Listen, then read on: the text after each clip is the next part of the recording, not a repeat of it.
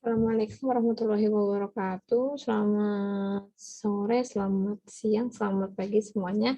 Dimanapun dan kapanpun kalian membuka channel ini, membuka video pembelajaran hari ini. Hari ini kita akan belajar tentang ekonomi teknik. Mungkin bisa langsung kita mulai pembelajaran pada pertemuan kali ini.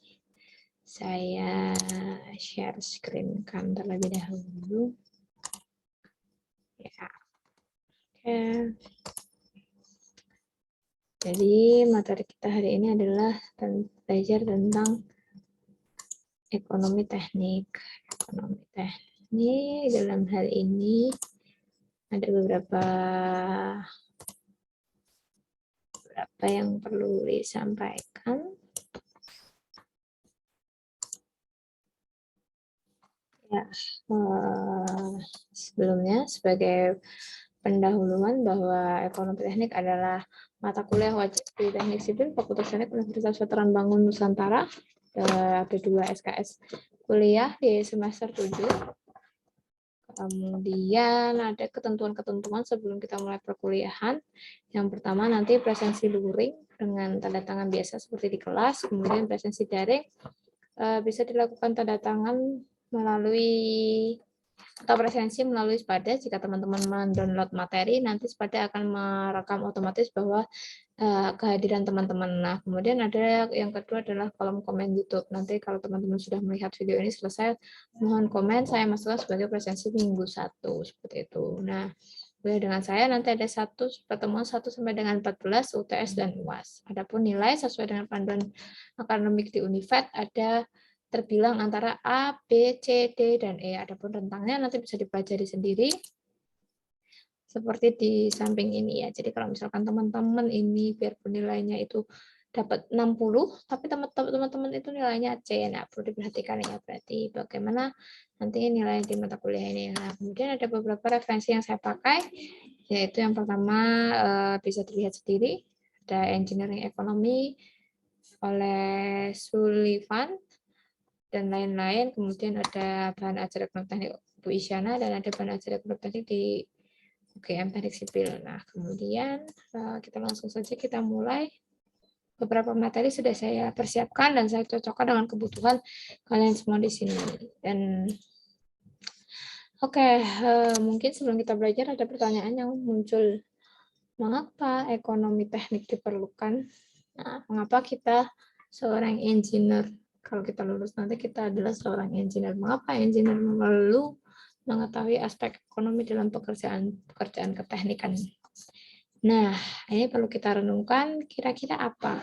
Mengapa sih kita perlu ekonomi teknik dan sebenarnya apa sih ekonomi teknik? Nah, untuk menjawab pertanyaan itu ada beberapa case study yang perlu kita perhatikan. Nah, yang pertama ini adalah mungkin kita semua sudah tahu ini adalah tepak ya, mall. Pertanyaan yang muncul, mengapa sebuah mall perlu dibangun? Kemudian, bagaimana memastikan bahwa investasi yang ditanamkan akan mendatangkan pendapatan yang lebih besar? Kemudian, bagaimana menghitung nilai mall apabila akan pindah tangan kepada pihak lain? Nah, itu adalah beberapa pertanyaan yang muncul dari suatu pembangunan di luar aspek struktural ya. Nah, kemudian case yang kedua ada bendung. Bagaimana sebuah bendung dapat memberi manfaat bagi masyarakat luas? Kemudian bagi petani, bagaimana manfaatnya? Apakah dia akan mengaliri sawahnya atau tidak? Kemudian bagi upaya pengendalian banjir, bagaimana manfaatnya? Apakah banjir terkendalikan atau tetap banjir? Nah, itu ada pertanyaan-pertanyaan yang harus dijawab seperti itu. Kemudian berikutnya, bagaimana mengetahui dampak ekonomi? Bagaimana mengetahui dampak ekonomi bagi bagi pemindahan penduduk yang seringkali terjadi dalam proyek banjir. Apakah ini sepadan dengan manfaat yang akan diperoleh? Nah, jadi kan kadang kalau sebelum kita buat waduk atau buat bendung itu kan ada relokasi atau pergusuran warga. Nah, padahal sebelum banjir itu kan pemerintah harus membayar ganti rugi kepada warga. Nah, saat kita membayar ganti rugi itu perlu dihitung nilai ekonominya. Adanya proyek ini tuh dia akan menguntungkan atau tidak sih sebenarnya.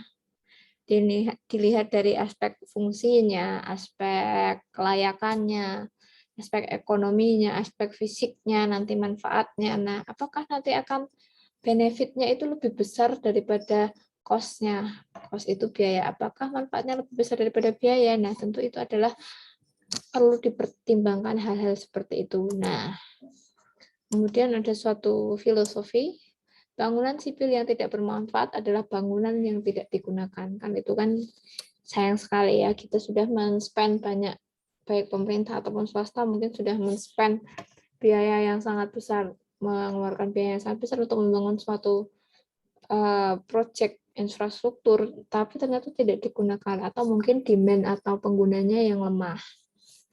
Seperti contohnya itu di Bandara Internasional Bandung yang dibangun Ridwan Kamil, itu juga sekarang sepi sekali peminatnya.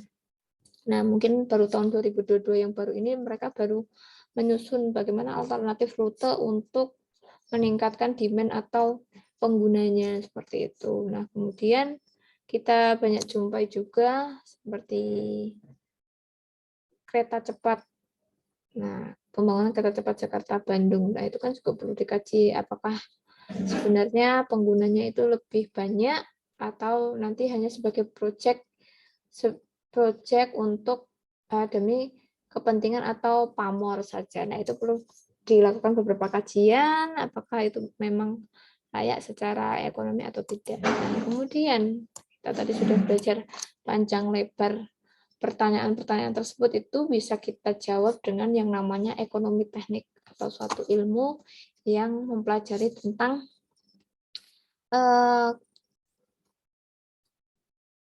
teknik tapi membahas tentang ekonomi. Sorry, di sini ada suatu kesalahan pengetikan ya.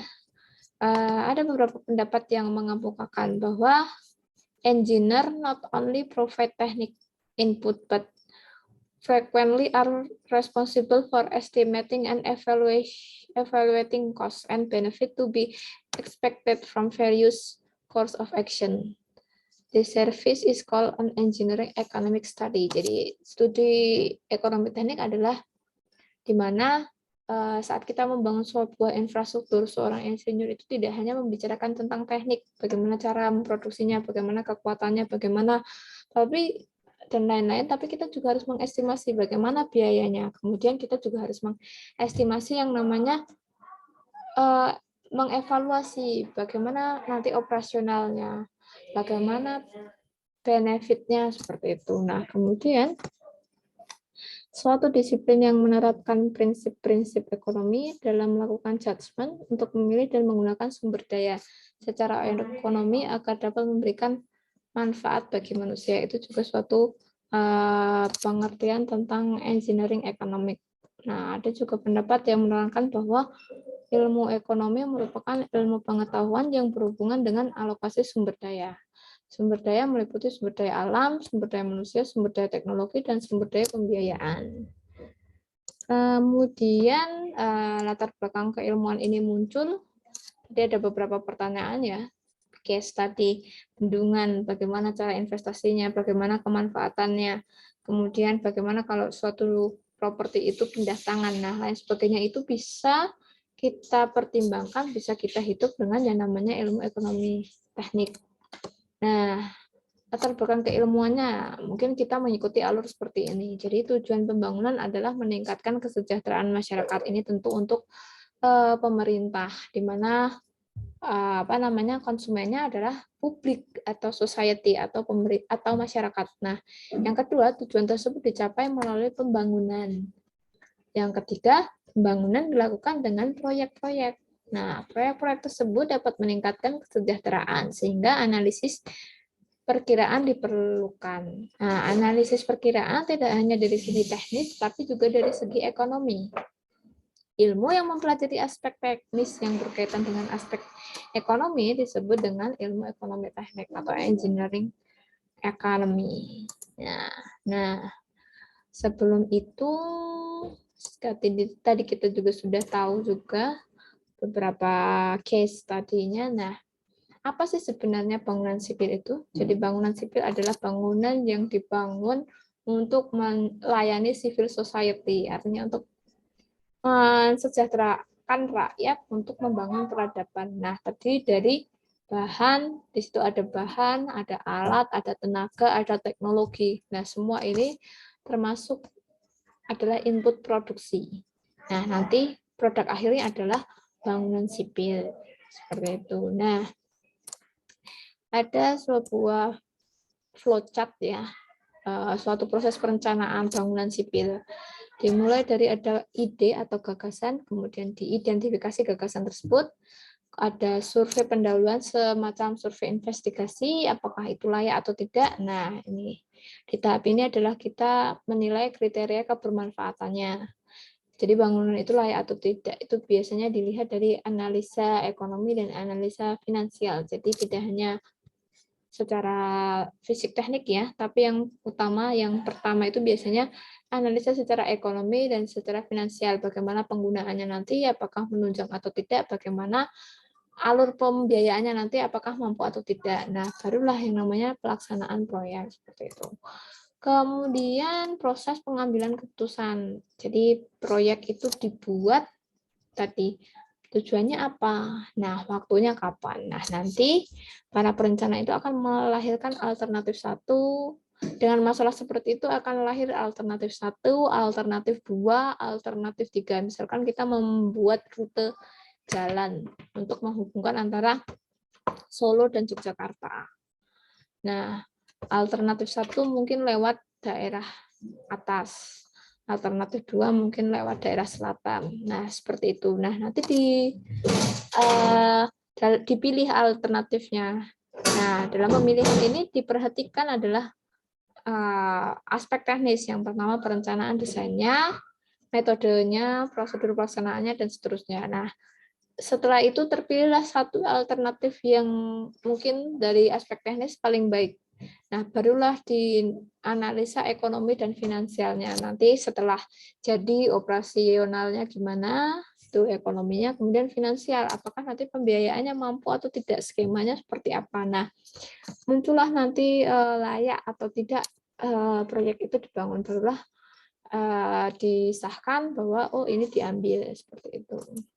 Kemudian biaya konstruksi dan nilai uang, karena ini adalah ekonomi teknik, nanti akan dibahas tentang biaya konstruksi dan nilai uangnya. Pada pelaksanaan konstruksi bangunan sipil akan dibutuhkan yang namanya biaya.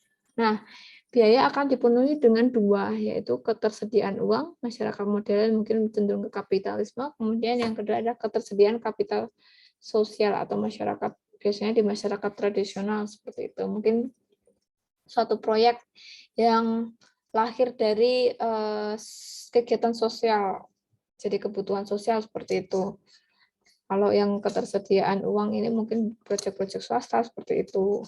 Nah, kemudian sebagai penutup saya berikan sedikit kuis, nanti bisa dikerjakan sendiri, bisa diketik dalam bentuk Word, kemudian nanti di convert ke PDF, dikirim di link pada tersebut ya untuk masing-masing kelas. Nah, ada beberapa pengertian yang nanti bisa dicari, bisa didefinisikan sendiri. Yang pertama ilmu ekonomi, yang kedua bangunan teknik sipil, yang ketiga ekonomi teknik, yang keempat scarcity, yang kelima kompetisi, yang keenam barang substitusi, yang ketujuh depresiasi, tingkat bunga atau interest rate, kemudian future value, dan present value. Istilah-istilah ini nanti kita akan sering pakai, maka dari itu mohon untuk dikerjakan sendiri-sendiri dan nanti dipahami sendiri-sendiri. Sekian dari saya. Semoga apa yang saya sampaikan bermanfaat. Selamat beraktivitas kembali, sehat selalu. Terima kasih atas waktunya. Saya akhiri. Wassalamualaikum warahmatullahi wabarakatuh. Waalaikumsalam warahmatullahi wabarakatuh.